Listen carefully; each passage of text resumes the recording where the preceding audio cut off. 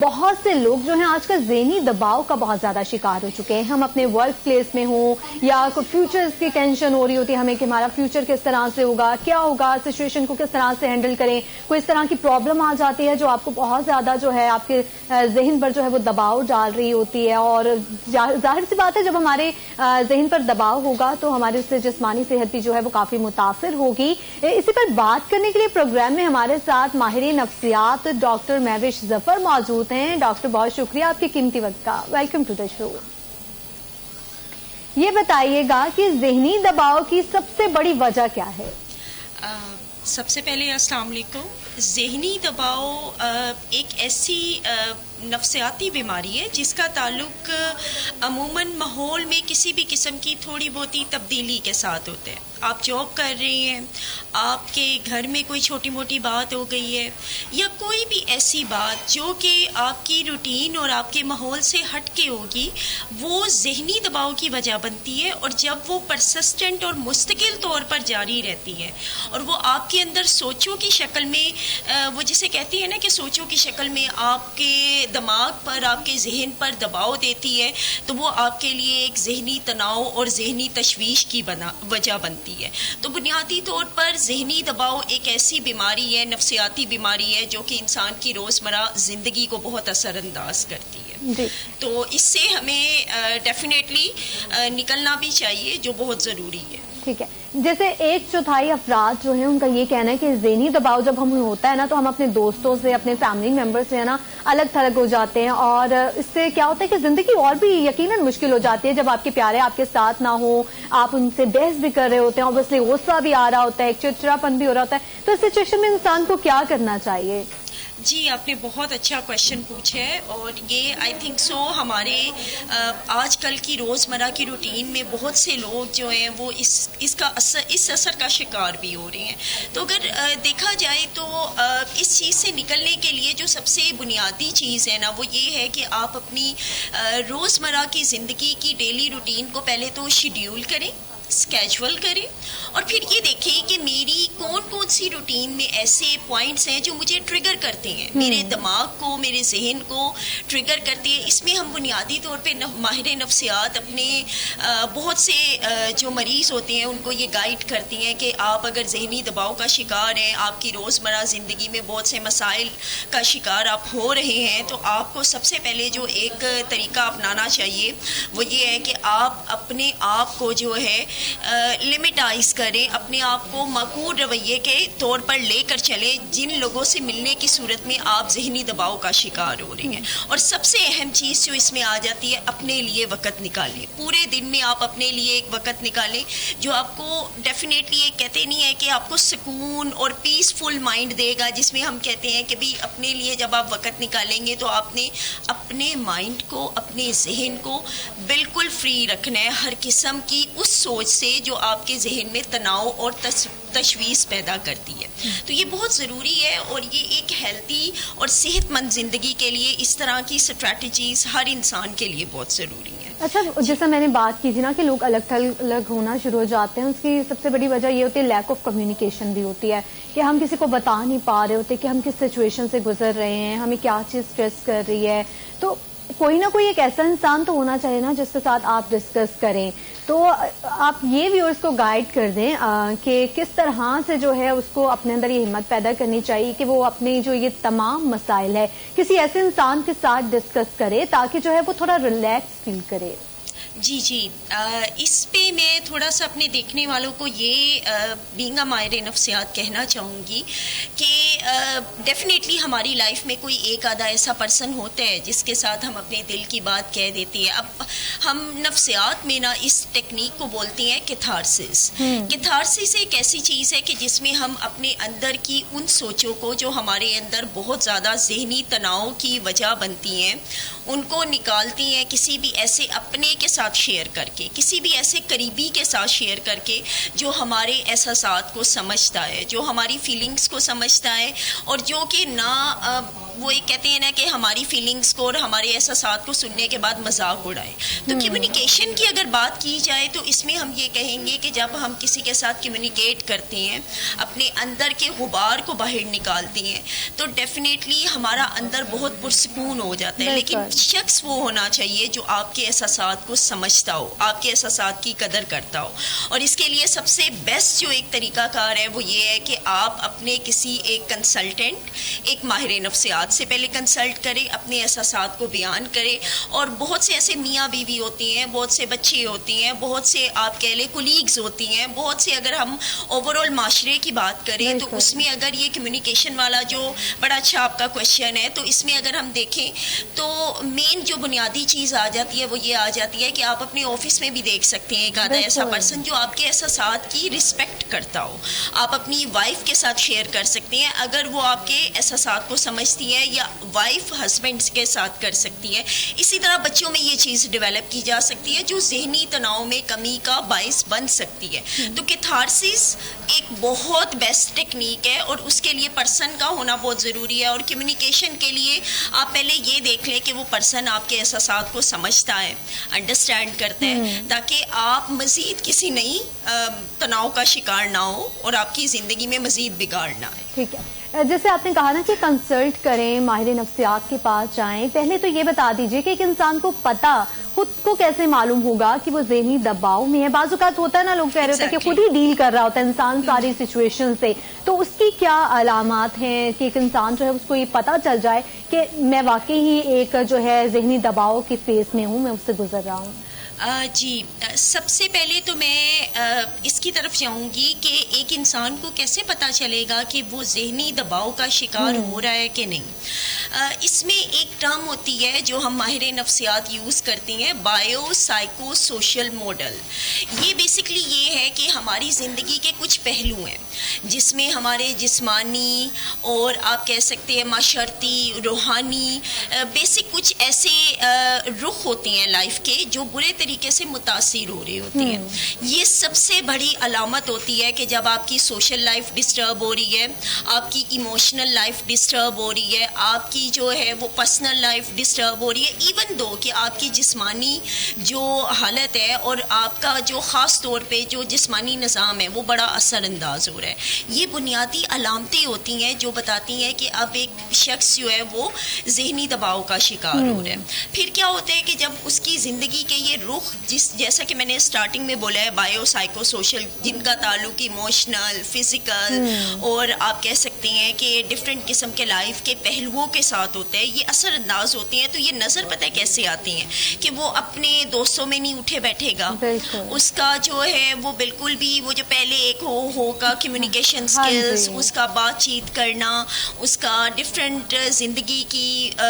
وہ کہتے ہیں نہیں موضوعوں پہ یا جی جانا آنا, کمیونیکیشن, ایوری تھنگ اس کی بڑی اثر انداز ہو رہی ہوتی ہے. تو کیا ہوتا ہے کہ یہ علامتیں ہوتی ہیں سٹارٹنگ کی, سٹریس کی, ڈپریشن کی, جو بتاتی ہیں کہ اب یہ شخص جو ہے نا آہستہ آہستہ کر کے جو ہے وہ تناؤ کا شکار ہو رہا ہے, اس میں پرابلمس آنا شروع ہو رہی ہیں اور اس کی زندگی بڑی جو ہے وہ ڈسٹرب ہو رہی ہے. تو جب یہ ظاہر ہونا شروع ہوتی ہے نا تو سب سے پہلے اس کی جاب لائف, اس کی گھر کی لائف, اس کی بچوں کے ساتھ کمیونیکیشن, اگر وہ بچے ہیں تو اس کی اسکول کی لائف, مطلب یہ چھوٹی چھوٹی چیزیں جو ہے نا وہ ڈسٹرب ہونا شروع ہو جائیں گی. اب اس میں کیا ہوگا کہ وہ پہلے تو وہ لے ہی رہے نا سٹریس چھوٹی چھوٹی چیزوں کی, مزید اور نئے چیزیں اس کو ٹریگر کریں گی, اس کے ذہن کو, اس کے مائنڈ سیٹ کو اوور تھنکنگ کا شکار کریں گی. اور ڈپریشن کی سب سے پہلی جو بنیادی علامت ہے نا وہ ہم کہتے ہیں کہ اوور تھنکنگ میں ایک شخص چلا گیا ہے. اب وہ اتنا اوور تھنک کر رہا ہے کہ اس کا اپنی سوچوں پر کنٹرول نہیں ہے. اب جب ہم اگر بات کریں نا کہ بھئی اب اس کا اپنی سوچوں پر کنٹرول نہیں ہے تو وہ کیا ہوگا, وہ ڈیفینیٹلی کسی کے ساتھ صحیح طرح بات نہیں کر پائے گا, اپنے آفس میں بیٹھا ہے تو وہ اتنا بے چین رہے گا کہ اس کی وہ جو کارکردگی اتنی اثر انداز ہو جائے گی کہ کہاں وہ پہلے 99 پرفارمنس پہ تھا وہ آ کے 50 پہ بیٹھ جائے گا, کیونکہ وہ اپنی اوور تھنکنگ میں اتنا اتنا اندر چلا جائے گا کہ اس کی یہ ساری چیزیں جو ہے افیکٹ ہو رہی اس کی ایبلٹیز کو جو ہے افیکٹ کریں گی. اچھا میرے یہاں پہ کوشچن ہے کہ جو بچے ہوتے ہیں جیسا پیرنٹس کی لڑائی وغیرہ ہوتی ہے, جھگڑا ہوتا ہے, تو اس پہ بچوں کو یقیناً بہت زیادہ اثر پڑتا ہے. تو آپ کے پاس کوئی ایسا جو ہے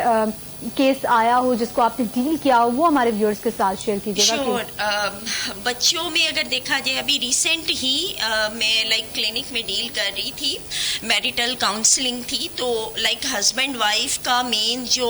ایک وہ کہتے ہیں ایشو تھا, وہ کیا تھا کہ بھئی بچے کی پرفارمنس کلاس کی پہلے بہت اچھی تھی, اور اب کیا ہو گئی ہے کہ وہ کلاس میں کہاں اے گریڈ لینے والا اب آ گیا ہے ڈی سی, اور ایون دو کہ لیٹسٹ اس کا جو ریزلٹ آیا ہے وہ ایون پورے کلاسز میں پورے سبجیکٹ میں وہ بالکل ہی وہ جسے کہتے ہیں نا کہ لو کیٹیگری مارکس کے ساتھ تھا. تو اب دیکھا جائے بینگ ماہر نفسیات میں جب اس کے ساتھ ان کے ساتھ کپل کے ساتھ بات کر رہی تھی, تو ان کا یہ کہنا تھا کہ میڈم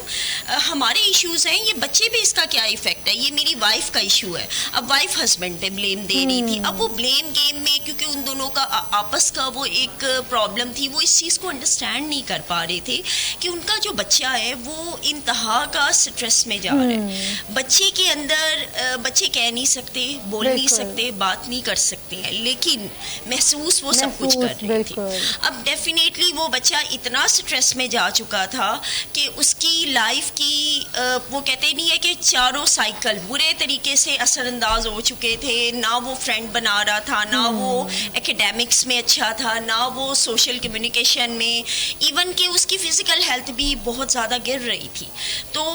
اب اس کیس کو جس طرح ہم نے ڈیل کیا, ہم نے پہلے پیرنٹس کو کاؤنسل انڈیویجولی لیول پہ کیا, پھر بچے کو کیا, اور آہستہ آہستہ ایک کمیونیکیشن جو فیملی کے اندر تھی نا, جو گیپس آ رہے تھے ان کو کور اپ کیا تاکہ ذہنی دباؤ اور سٹریس کو کم کیا جائے جو فیملی کے اندر آ رہی تھی, اور اس بچے پہ اس کے مائنڈ سیٹ پہ بہت اثر انداز ہو رہی تھی. تو یہ کوشچن آپ کا بڑا ویلڈ ہے, اور بڑا ہی اگر دیکھا جائے ہماری سوسائٹی کے لیے اہم ہے کہ ماں باپ کی آپس کے وہ جو ایشوز ہیں وہ بچوں کی مینٹل ہیلتھ پہ بھی اثر انداز بہت ہوتی ہیں, بہت زیادہ. اچھا میرا یہاں پہ ایک یہ کوشچن ہے کہ بہت سے بچے ہوتے ہیں نا جو اسپیشل چائلڈ ہوتے ہیں, مطلب ان کو مینٹلی وہ ٹھیک ہیں, ان کو فزیکل پرابلم بھی ہوتی ہے, تو پھر وہ اس وجہ سے بہت زیادہ جو ہے نا ذہنی دباؤ میں آ جاتے ہیں کہ جو دوسرے لوگ ہیں, عام لوگوں کو جن کے ساتھ وہ اٹھتے بیٹھتے ہیں وہ بالکل ٹھیک ہیں, وہ اپنی ایکٹیویٹیز خود کر رہے ہیں. تو ایسے بچوں کو کس طرح سے موٹیویٹ کر سکتے ہیں, ان کو کس طرح سے جو ہے ڈیل کیا جائے تاکہ ان کا جو کانفیڈنس ہے وہ بوسٹ ہو جائے, اور وہ اپنے آپ کو جو وہ ہیں اس چیز کو وہ ایکسیپٹ کریں, اور جو ہے اسی کو لے کر جو ہے معاشرے میں جو ہے آگے بڑھیں. جی, اس طرح کے جو بچے ہوتے ہیں جس میں آپ نے ابھی ایک بات کی ہے کانفیڈنس لیول کی, تو اس کو اگر ہم نے بوسٹ کرنے ہے تو ہم ماہر نفسیات جب ان کے ساتھ 1-to-1 سیشن کرتی ہیں نا, تو ایک ٹرم ہوتی ہے ایکسپوئر. ایکسپوئر ہم ان بچوں کو دیتی ہے کہ ہم ان کو ڈفرینٹ قسم کا ایکسپوئر دے رہی ہیں, ان کو ڈفرینٹ آپ کہہ سکتے ہیں اسٹریٹجیز اور ٹاسک دیتے ہیں جو کہ سوشل گیدرنگ بیس بھی ہوتی ہیں, اور اس کے علاوہ جو ہے ان کی سوشل گیدرنگ کو بڑھانے کے لیے ہم کیا کرتے ہیں کہ ان کے پورے شیڈیول کو سیٹ اپ کرتی ہیں کہ یہ چیزیں جو ہے ان کے بیہیویئر ماڈیفیکیشن کے ذریعے ان کو ہم سیٹ کریں. اب اس کے لیے کیا ہوتا ہے, پراپر ایک تھراپی ہوتی ہے جو کہ بچوں کے بیہیویئر کو ماڈیفائی کیا جاتا ہے تاکہ وہ ان چیزوں سے باہر نکلے. اور خاص جو آپ نے کویشچن کیا, بہت سے پیرنٹس دیکھ رہے ہوں گے, ان کے لیے بھی یہ ایک میرا پیغام یا میسج آپ سمجھ لیں کہ بہت سے بچے ایسے ہوتے ہیں جن کی سائیکی کو سمجھ کے ان کے پورے دن کی روٹین کو سیٹ کرنا, اور سیٹ کرنے کے بعد جو ہے نا ان کو اس طریقے سے جو ہے وہ شیڈیول کرنا کہ ان کی کمیونیکیشن سکل, ان کی ایموشنل, ان کی فزیکل اور ان کی جو ایکیڈیمک پرفارمنس ہے ان کو سیٹ کیا جائے. اس کے لیے ڈیفینیٹلی ہم ماہر نفسیات 3 to 2 months جو ہے ان کے تھراپی سیشنز کرتے ہیں, اس بچے کے ساتھ 1-to-1 سیٹنگ کرتے ہیں, اور اس میں بھی بعض اوقات جو ہے نا بچے کے اندر سے بھی سٹریسرز بڑے نکل آتے ہیں ذہنی دباؤ کے, جو کہ اس کی परफॉर्मेंस को वो कहते नहीं है, जैसे मैंने आप लोगों के साथ अभी एक केस ही डिस्कस किया है, तो इवन आप यकीन करें कि उसके बाद वो बच्चा इतना इम्प्रूव हो गया था कि उसकी डेली लाइफ की एक्टिविटी बेहतर हुई थी। तो ये एक चीज़ इम्पॉर्टेंट है, अहम है, और हर उस मदर के लिए भी ये मालूमात बहुत अहम है कि आपको अगर महसूस हो रहा है कि आपका बच्चा जो है वो एक IQ लेवल पे, मॉडरेट लेवल पे है और वो उस तरह से नहीं कम्युनिकेट कर पा रहा, तो हो सकता है कि वो बाकी बच्चों की निस्बत स्ट्रेस ज़्यादा ले रहा हो और उससे भी उसकी परफॉर्मेंस स्लो जा रही हो। तो आप उसका शेड्यूल मेंटेन करें,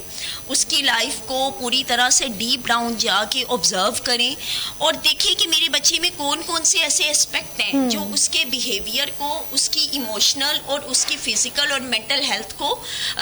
ट्रिगर कर रही हैं। तो ये एक मदर की जो है ना, वो कहते हैं नहीं, टास्क बन जाता है। फिर हम साइकोलॉजिस्ट उनको 1-to-1 टास्क देते हैं, उन्हें कहते हैं कि भाई आपने जो है हमें पूरी फीडबैक देनी है, फिर हम साइकोलॉजिस्ट उनकी हेल्प करते हैं। तो जिससे क्या होता है कि हम साइकोलॉजिस्ट और पेरेंट्स वर्क लाइक अ ब्रिज, और वो बच्चा जो होता है वो डेफिनेटली उसकी वो जो एक कहते नहीं है लैक ऑफ कॉन्फिडेंस, वो बिल्डअप होना शुरू हो जाता है। लेकिन with the passage of time, वक्त के साथ साथ वो चीज़ें होती है। और ये आप घर में भी ऑब्जर्व करें अपने बच्चों के बिहेवियर में, ताकि उन चीज़ों में बेहतरी आए। जी ठीक है। मेरा ये क्वेश्चन है आपसे कि मतलब ऑब्वियसली कोई भी इंसान जो है वो परफेक्ट नहीं होता, तो बहुत से लोग होते हैं जी, वो कह रहे होते हैं कि हमने जो हमारे अंदर जो ऐब हैं, जो फील भी हो रहे होते हैं, हर इंसान को अपने अंदर कोई ना कोई चीज़ ऐसी लगती है, कोई ना चीज़ ऐसी होती है जिसको लगता है कि ये मेरी खामियां हैं, ये मेरे ऐब हैं, उनको छुपाने में ही वो लगे रहते हैं और इसमें भी वो यकीनन जो है ज़हनी दबाव का शिकार हो जाते हैं। तो इस हवाले से बताइएगा। जी, बहुत से लोग ना ऐसे होते हैं कि जिनके अंदर हम कहते हैं एक टर्म एहसास कमतरी, इन्फ्योरिटी कॉम्प्लेक्सेस। अब ये जो एहसास कमतरी का एहसास है ना, ये एक ऐसा एहसास है कि जिसमें इंसान अपने ही शख्सियत की उन खामियों के साथ गुम रहता है कि वो उससे कभी बाहर ही नहीं निकल पाता है। उसकी शख्सियत के अंदर वो एहसास कमतरी का एहसास इस तरह से बस जाता है कि वो उससे जब निकलने की भी कोशिश करता है ना, तो उसको एक तो सबसे पहली चीज़ कि वो ओवर थिंकिंग का बड़ा शिकार होगा। वो बहुत ज़्यादा ख़ुद को जो है वो फील करेगा कि मैं कोई कमतर इंसान हूँ, मेरे अंदर कोई इतनी ख़ास खूबी नहीं है। तो ये चीज़ें उसे मिल के जो है ना, सोशल गैदरिंग में डिफरेंट जगहों पे अपने आप को खुल के बयान करने में उसे दुश्वारी होगी, देखा जाए तो ऐसे लोगों को बाज़ औक़ात जब हमारे पास क्लिनिक में ऐसे लोग आते हैं तो हम उनको ना ये गाइड करती हैं कि सबसे पहला ज़िंदगी का असूल आप ये रखो कि एक पेपर पकड़ो, एक पेन पकड़ो, अपनी उन खामियों को, अपने उन एहसासात को अपने पेपर पे लिखो। जब आप उनको लिखोगे, राइट करोगे, तो डेफिनेटली क्या होगा कि आप खुद को जानोगे, खुद को पहचानोगे। अपने उन एहसासात को जब जानोगे, पहचानोगे, तो सही तरीके से समझ पाओगे। बिल्कुल ठीक है। डॉक्टर महविश ज़फ़र हमारे साथ मौजूद थी, बहुत शुक्रिया आपके वक्त का। नाज़रीन, अपनी जो सेहत है, अपनी जो जिस्मानी दिमागी सेहत है, उसका बहुत ख्याल रखें, कम्युनिकेशन करें, अपने एहसासात को किसी न किसी इंसान के साथ जरूर शेयर करें ताकि जो है आपकी मुश्किलात जो है वो कम हो सके। जब हम शेयर करते हैं तो हमें जो है ज़हनी भी सुकून मिलता है और हमारे उन मसले का जो हल है वो भी हमें मिल जाता है। यहाँ वक्त मुख्तसर से वक्फे के बाद हाजिर होंगे, हमारे साथ रहिएगा।